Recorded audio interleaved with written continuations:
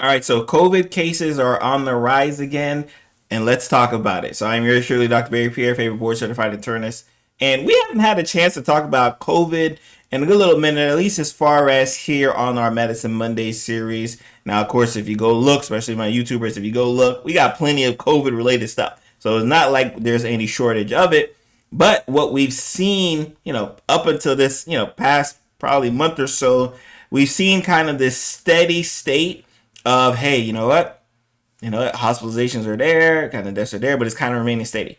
But like that's occurred the past 2 years, we're seeing these rise in cases during the summer, and it has a lot of people asking questions. So I brought this up. It was something I noticed even in my rehab facilities, and I want to show you a video I made where I just kind of discussing, like what I'm noticing, and then we'll kind of talk about some of the because it wasn't most of it was well received. I'll say that most of it was well received, but there was a part that got a lot of people flustered, and I think we definitely need to talk about it. Let's check the video out. All right, so we're sitting here in the endemic phase of COVID-19. And as we sit here in this endemic phase, I think a lot of, especially coworkers, a lot of my coworkers have kind of forgotten, right, what it was during the heyday. Because I'm in South Florida, and where there's an obvious steady increase in cases in the rehab facilities, in the nursing home. Obvious, like it's like we could tell. And you'd be surprised how often I'm getting a call. Patient's not feeling good, patient was short of breath, a little congested. And when I respond, okay, yeah, checking for COVID, they're almost shocked. They're like, oh, COVID? Oh, okay. Right? Now, mind you, as I record this, I probably had about 4 or 5 people have to go to the hospital for COVID from my rehab facilities. And I manage about 120 people, right? Just to give you an idea, right? So I've had about 4 or 5 people have to go to the hospital. And of course, I suggest, hey, you know what? I think one of the coworkers might be to blame, right? Like I think someone working there is to blame because a lot of patients shouldn't be having COVID, and for us to be trying to blame it on the family members, I'm like, I think it's probably one of the co-members. To the point where in a couple of our facilities we had to reinstate mask wearing for the workers. So, and I went on a little bit, but what got a lot of people flustered with that video is the word endemic. And of course, it may be a common, like you might have heard this term before, because when we talk about endemic diseases, we're talking about, hey, I have a disease that I know time frame wise will flare up around this time. I know, the year. I know how it typically presents. I know if there's going to be some, like I usually know. I have a good idea, and it's kind of situated in an area, whether it be United States, whether it be the world. Like I just know. Best example I love to give patients is the flu.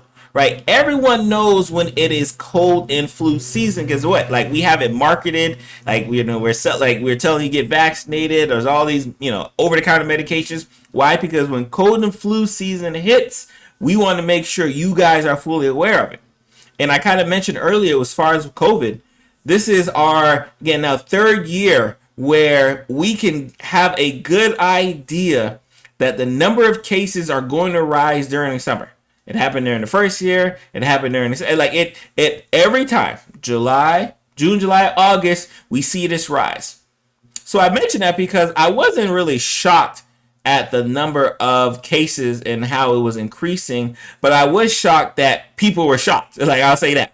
Like if you've been here since I was talking about the Delta variant, if you were here since I was talking about the Omicron variant, this is typically when it rises. We see these kind of peaks and valleys. Now, the difference between COVID and like the flu, obviously lots of differences, but like from a timing standpoint, we see COVID typically pick up not only during the holiday travel season, right? That winter, December, like not only during that time, but we also see it pick up during the summer, which we don't typically see with the flu. So I think a lot of people were kind of taken aback because I used the word endemic. And for a lot of people, when they hear the word endemic, they are assuming I meant severity, when I was just meaning like, hey, this is the time of day where if you're going to have COVID, this is typically when it occurs. So, and I want to just give a quick flash on just from a CDC related standpoint, right? Because I love to show you guys the numbers. So right now, there's been a 14% increase in hospitalizations over the past week. There's been a 10% increase in deaths over the past week, and we can kind of see on across the bottom the total number of hospitalizations. 6.2 million hospitalizations here in the United States with 1.13 million deaths, right? So this is something that obviously the numbers are going up, and I wish I could show you the week prior, because the week prior when I did this video, the trend was 12.5% increase from the week before. And at that time, there wasn't actually an increase in change in deaths. That was it was more minimal, it was like 1%. So it wasn't a significant change.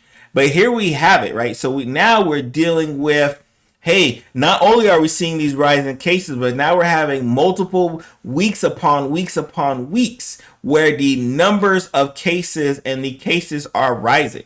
So maybe asking, hey, Dr. Pierre, like, what is going on? Like, why is it rising? Like, of course, yes, time frame is important. We see COVID always pick up during this time frame. So that's one.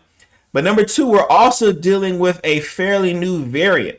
I know you guys haven't heard that. Again, some of you guys may be Omicron out. Some of you guys may be Delta out, right? And that's obviously, that's a privilege that we have to be that way. But understanding that we're having a new variant known as the EG.5 variant that is playing a factor in these cases. Now, again, it's one of those things where cases rise during this time frame. And by the way, we have a new variant that is playing a significant factor all over the world, but especially here in the United States. The EG.5 variant is one of the fastest growing variants around. And one of the things, right, and we talked about vaccination, getting boosted. One of the things that we've seen as these new variants occur, because people always ask me, well, like, why is it that people are getting infections again? So we have this issue where the boosters that we've gotten, it's been a while for a lot of people. It's been a while for a lot of people who've gotten recent boosters. So that immunity from those boosters are starting to fade. And when it starts to fade, and you have the virus continue to replicate, make new viruses. But guess what? These viruses aren't dummy viruses. They're going to make smarter viruses. They're going to make viruses say, hey, you know what? Like, a lot of my virus friends died because of your booster. I'm going to figure out a way to get around it. And that's kind of what we're seeing now. Now, symptoms-wise, which is important, we're not seeing drastically new symptoms. Like, we're not all of a sudden seeing people have a lazy eye, right, with the EG.5. So the symptoms are the same. What we're seeing is that the symptoms are still the same, but what we're seeing is that, hey, you know what, people are getting sicker.